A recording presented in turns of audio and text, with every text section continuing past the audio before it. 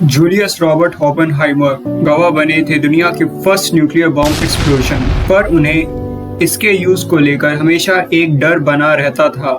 इसके कंटेक्स्ट वो कहते हैं, मुझे भगवद गीता की एक लाइन याद आती है, I am death, I am destroyer of the worlds. Oppenheimer के अंदर कई सारे टैलेंट्स थे, जैसे 8 भाषाएं बोलना, कविताएं लिखना। फिर भी हम उन्हें फादर ऑफ एटम बम के नाम से जानते हैं। जब कोई रॉबर्ट ओपेनहाइमर से मिलता था तो हमेशा उनकी इंटेलिजेंस से इम्प्रेस हो जाता था। इंफॉर्मेशन को याद करना ओपेनहाइमर के लिए इतना आसान था कि उन्होंने 6 वीक्स में ही डच लैंग्वेज सीख ली थी। ओपेनहाइमर 22 अप्रैल 1904 में पैदा हुए थे। उनके पिता का नाम जूलियस ओपेनहाइमर था, जो कि एक टेक्सटाइल इंपोर्ट का बिजनेस चलाते थे, और उनकी मॉम पेंटर थी। उनकी परवरिश मैनहट्टन में हुई थी। उनका कमरा हमेशा फेमस पेंटर्स की पेंटिंग से सजा रहता था, जिसमें वैन गॉग नाम के एक फेमस आर्टिस्ट भी शामिल थे। वो न्यूयॉर्क के एक एलाइट प्राइवेट स्कूल में गए थे और फिर 1922 में उन्होंने केमिस्ट बनने की ओर कदम उठाया, पर उन्हें फिजिक्स से भी बहुत प्यार था और वो हार्वर्ड में थर्मोडायनामिक्स का एक कोर्स लेने के बाद तो उनकी दिलचस्पी एक्सपेरिमेंटल फिजिक्स में और भी बढ़ गई थी। सिर्फ फिजिक्स ही नहीं, उन्हें philosophy, Greek and French literature भी बहुत पसंद था, जिस वजह से वे अपना ज़्यादातर समय लाइब्रेरी में ही बिताते थे। वे हार्वर्ड में 1 साल लेट पहुंचे थे क्योंकि उन्हें कोलाइटिस हो गया था, जो कि एक इन्फ्लेमेटरी बोवेल डिजीज है।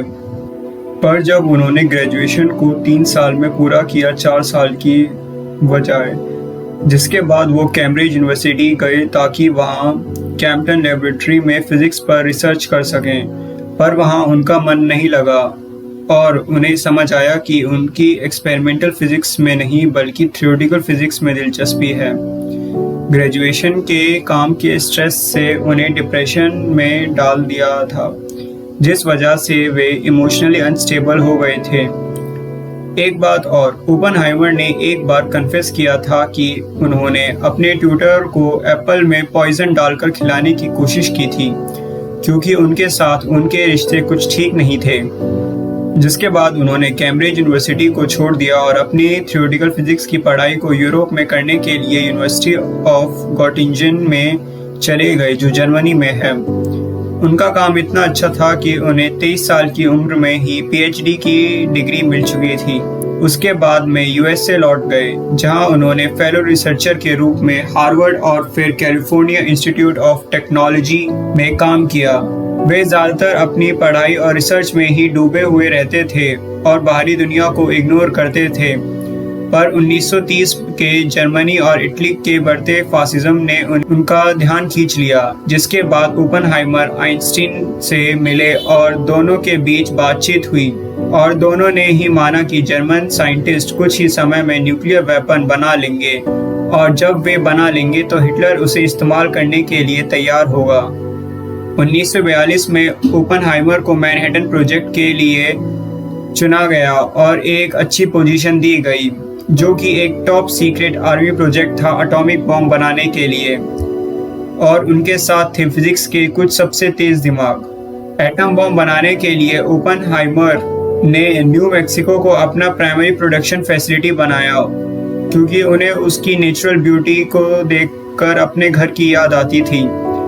द मैनहट्टन प्रोजेक्ट के लिए अमेरिकी सरकार ने बहुत पैसा बहाया, जो कि $2 बिलियन तक जा पहुंचा था। मैनहट्टन प्रोजेक्ट से पहले ओपेनहाइमर फिजिक्स पढ़ रहे थे यूनिवर्सिटी ऑफ कैलिफोर्निया में।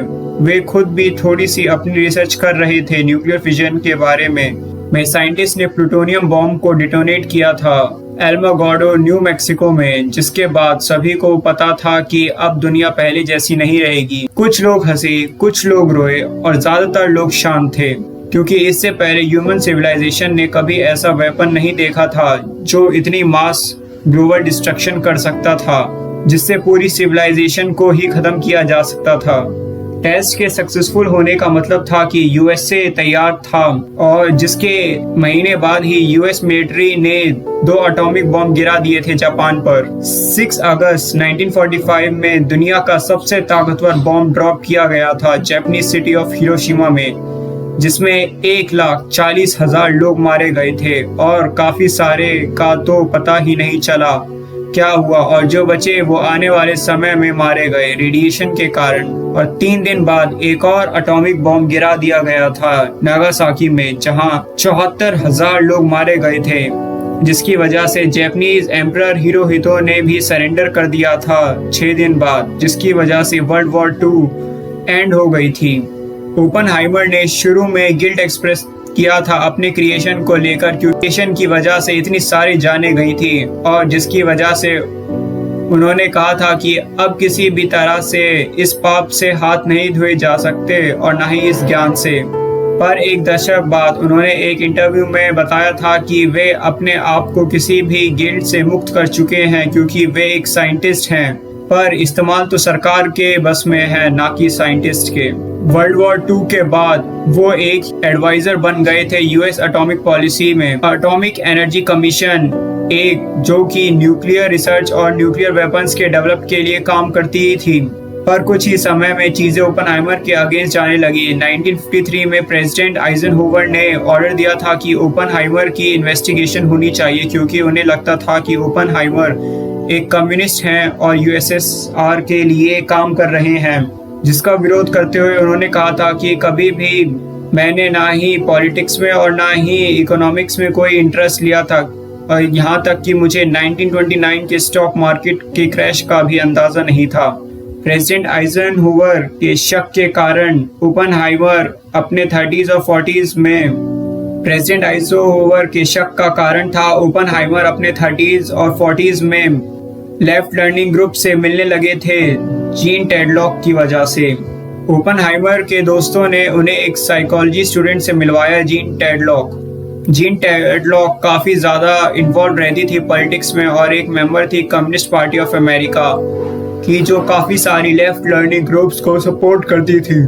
जीन टेडलॉक और ओपनहाइमर का रिश्ता काफी अच्छा चल रहा था और उनकी शादी भी होने वाली थी, पर आखिर में उन्होंने ब्रोकअप कर लिया और ओपनहाइमर ने किटी प्यूनिंग के साथ शादी कर ली थी 1940 में, जिनसे उन्हें 2 बच्चे हुए। कुछ लोगों का कहना था कि जीन टेडलॉक काफी ज्यादा कॉम्प्लिकेटेड थी और वो अपनी सेक्सुअलिटी के कारण स्ट्रगल कर रही थी, जिस वजह से उन्हें काफी डिप्रेशन था और उन्होंने 1944 में अपनी जान लेने की कोशिश भी की थी। ओपनहाइमर का जीन के प्रति प्यार ही था कि उन्होंने जीन के फेवरेट पोइट जॉन डॉन के नाम पर पहले एटॉमिक बॉम्ब टेस्ट का नाम रखा था, द ट्रिनिटी।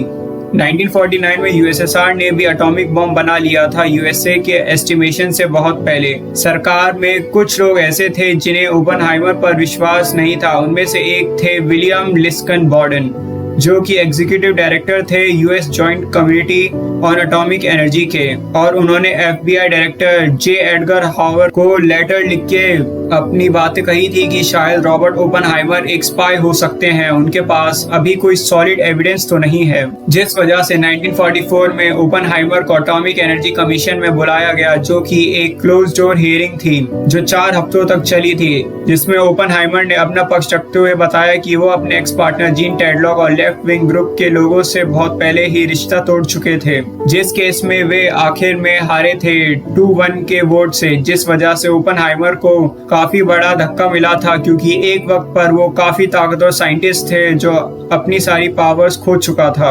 इस बात से पूरी फिजिक्स साइंटिफिक कम्युनिटी काफी ज्यादा नाराज थी ओपनहाइमर के केस हार जाने के कारण। Chief architect of Saturn 5th von Braun mission ने, जिसे ह्यूमन को मून पर पहुंचाया था, उन्होंने ओपनहाइमर को सपोर्ट करते हुए बोला था कि अगर वे इंग्लैंड में होते तो शायद उन्हें सम्मानित किया जाता। पर एक साइंटिस्ट ऐसे भी थे जो ओपनहाइमर के केस हारने पर खुश थे, क्योंकि ओपनहाइमर ने हाइड्रोजन बॉम्ब बनाने के किस लिए मदद करने से मना कर दिया था, जो कि एक एडवांस वर्जन था एटॉमिक बॉम्ब का।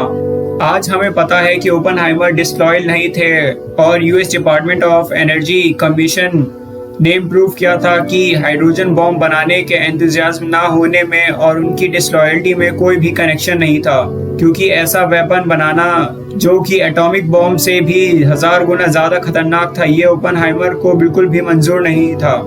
उन्होंने कई बार कोशिश की थी एटॉमिक एनर्जी कमीशन को समझाने की कि हमें यूएसएसआर से न्यूक्लियर वेपन की रेस में शामिल होने की ज़रूरत नहीं है।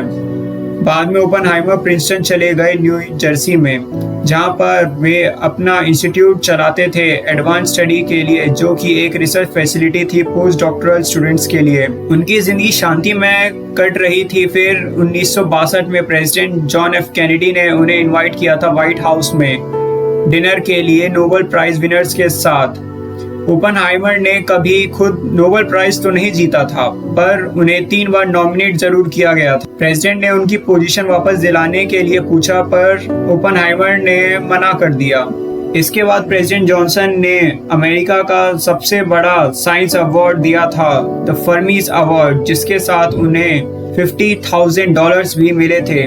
ओपनहाइमर प्रेसिडेंट जॉनसन को थैंक यू करते हुए कहा कि ये काफी करेजियस डिसीजन है। 2 साल बाद 1965 में ओपनहाइमर को थ्रोट कैंसर हो गया, क्योंकि वे अपनी पूरी जिंदगी काफी ज्यादा सिगरेट स्मोक करते रहे थे। 18 फरवरी 1967 में वो चल बसे। जब उनकी मृत्यु हुई थी तब वह 62 साल के थे। उनकी उस सेंट जॉन आइलैंड्स में बहा दिया, जो कि यूएस वर्जिन आइलैंड्स का हिस्सा है, और उस जगह को गवर्नमेंट ने ओपनहाइमर बीच का नाम दे दिया था।